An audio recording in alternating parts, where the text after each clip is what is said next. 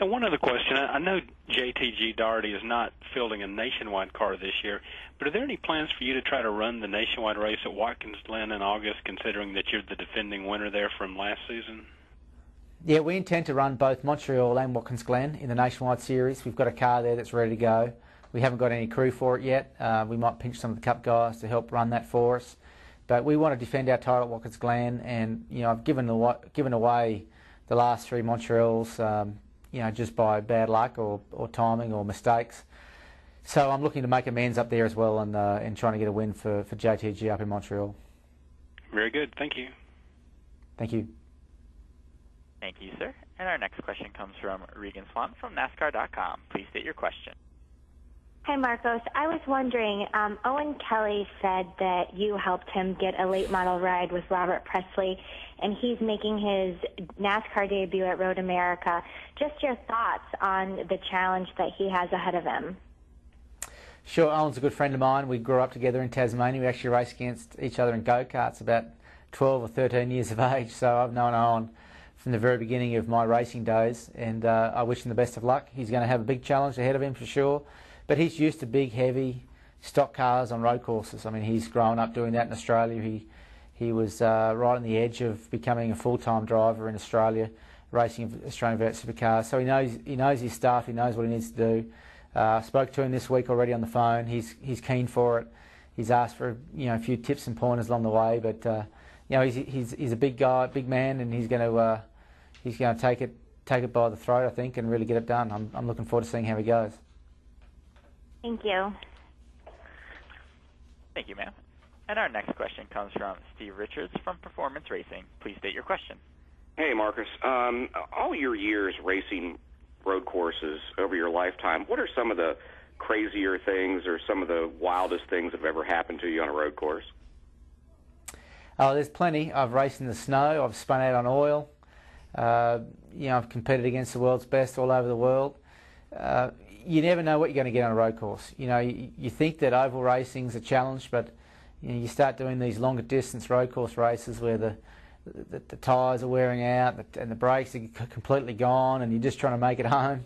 It's a real challenge. But one memory does strike me is Canberra. I think it was 2001. My wheel actually fell off, and I was pulled over on the side of the road watching this tyre roll down for about, I don't know, half a mile or so, just rolling straight down the front stretch, and then actually bounced and flipped itself onto a stack of tyres that was sitting in the middle of the track, making a chicane, and it actually made the YouTube all-time greatest hit. So I guess that goes down in the history books as something that I'm probably not too proud to claim, but I'm one of the all-time hit videos in YouTube. Yeah, I've seen it. Is that the funniest thing, you think? Well, it wasn't funny at the time, but I look back at it and it's pretty funny. Okay, great, thanks. Thank you, sir. And our next question comes from Tom Boyles from Sports Illustrated. Please state your question. Hey, Marcus. I was just wondering, with the way that the season has gone and the chase now out of reach, how much more emphasis you guys have put on Sonoma and Watkins Glen. I know you've talked about how you guys have done additional research and development. How much more are you guys focusing on that as a way that you can salvage a season with a win, and how much additional pressure are you putting on yourself for those 2 races, knowing how much they could mean to your race team? Well, we feel that we can win any week, so we're not putting any extra pressure on ourselves at Infineon. We feel that at any week we can break out and have a standout day and get our first win. It's definitely on my shoulders, the pressure of having to win a race at the Cup level. I've managed to do it at Nationwide, but haven't managed to get our first win in the Sprint Cup Series. So, I want to get the first one out of the way. I'd love it to be this week. There's no guarantee.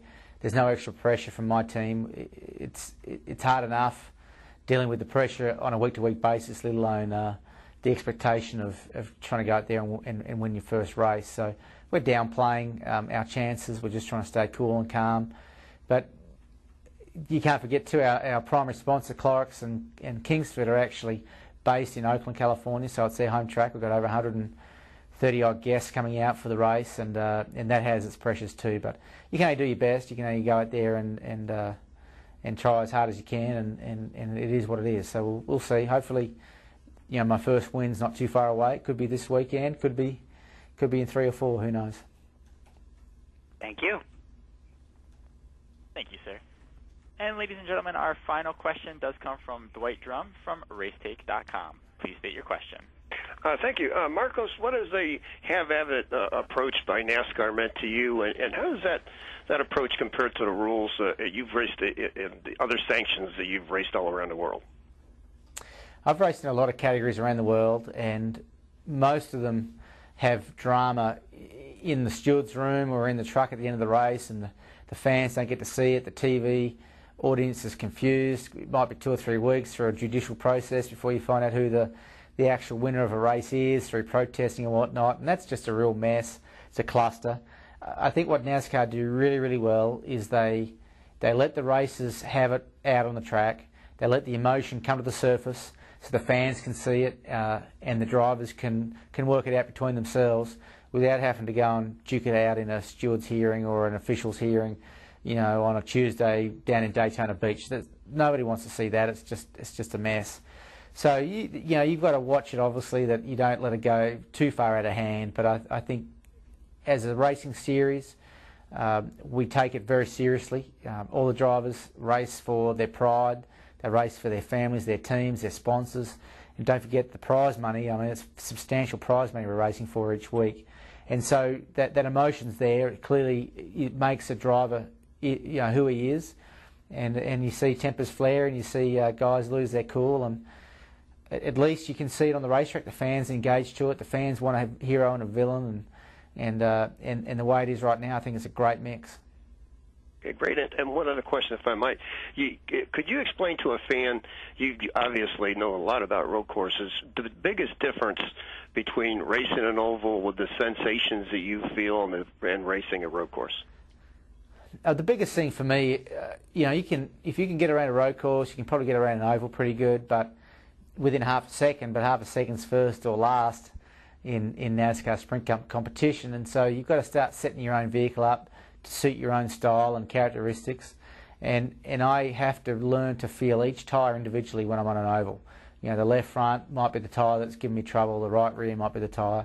So you've got to pick individual tyres, whereas on a road course, you're really only worried about left and right. You know, you're not so much worried about, you know, I always work it in twos. You know, when you're on the brakes, you're looking for a balance between front and rear. When you're turning through a corner, you're really just worried about the outside tyre because you know that there's a switchback coming down the street and you have to basically get the outside of the car ready for that. So I feel like setting up a car on a road course is a lot easier for me because it's simpler, whereas on an oval it becomes more complex because each wheel is independent from each other.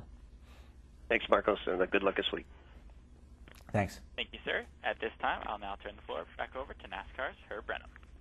All right, thank you. And Marcos, thanks for joining us today, taking time out of your schedule. Best of luck this weekend in Infineon. Thank you very much. All right, thanks to all the media who participated. Great turnout for Marcos Ambrose, as always. We appreciate the coverage.